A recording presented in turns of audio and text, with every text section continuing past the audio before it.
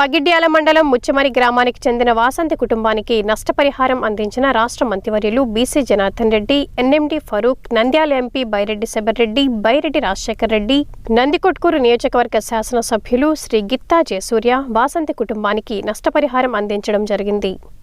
అందరికీ నమస్కారం.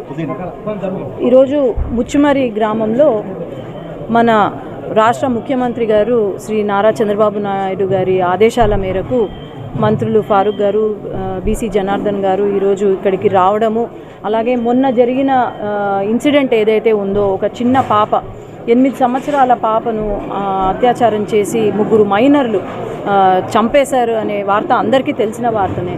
కాబట్టి వాళ్ళను ఆర్థికంగా ఆదుకోవడానికని చెప్పి నారా చంద్రబాబు నాయుడు గారి ఆదేశాల మేరకు 10 లక్షల రూపాయలు చెక్ ఇవ్వడం జరిగింది.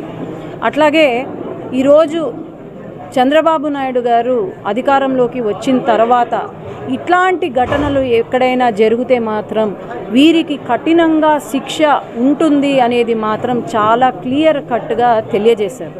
ఇటువంటి సిచ్యువేషన్స్ మరి ఎందుకు జరుగుతున్నాయని నేను ఇక్కడే 10 రోజుల నుంచి ఇక్కడ ఈ విలేజ్లో ఉండి నేను గమనిస్తే, పిల్లలకు పూర్వ ప్రభుత్వం ఏదైతే ఉందో అది ట్యాబ్స్ ఇచ్చి వాళ్ళకు, అసలు దేనికండి ట్యాబ్స్? ఎవరైనా బైజూస్ చూసే పిల్లలు ఉన్నారా ఇక్కడ ఈ ఊర్లలో?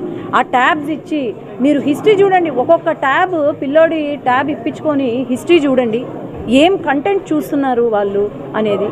సెల్ ఫోన్లలో కానీ ఇవన్నీ ఈ కంటెంట్ అలవాటు పడిపోయి, ఆ తర్వాత గంజాయి గత 5 సంవత్సరాల్లో విచ్చలవిడిగా గంజాయి అమ్ముతూ ఉంటే పట్టించుకొని వైసీపీ ప్రభుత్వము మరి ఇప్పుడు కూడా కంటిన్యూ చేయకపోగా, ఎందుకంటే ఇప్పుడు భయపడ్డారనమాట, గంజాయి అమ్మితే పట్టుకుంటారు వీళ్ళు అని. ఎప్పుడైతే గంజాయి సడన్గా ఆపేస్తారో ఇట్లాంటి ఆలోచనలు ఎక్కువగా ఉంటాయి అన్నమాట. సైకోల మాదిరి ప్రవర్తిస్తారు.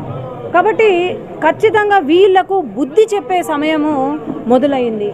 ఇలాంటి గంజాయికి బానిస కానీ, లేదంటే ట్యాబులు చూసుకుంటా, ఫోన్లు చూసుకుంటా, ఈవ్ టీజింగ్ చేసుకుంటా ఉంటే మాత్రము ఎవరిని కూడా సహించేది లేదు. ఖచ్చితంగా ఆ పాపకు న్యాయం జరిగేలాగా, ఆ పాప బాడీ దొరికినంత వరకు ఈ ఊరు వదిలిపెట్టి వెళ్ళేదే లేదు. ఖచ్చితంగా ఆ కుటుంబానికి న్యాయం జరుగుతుందని నేనైతే తెలియజేస్తున్నాను.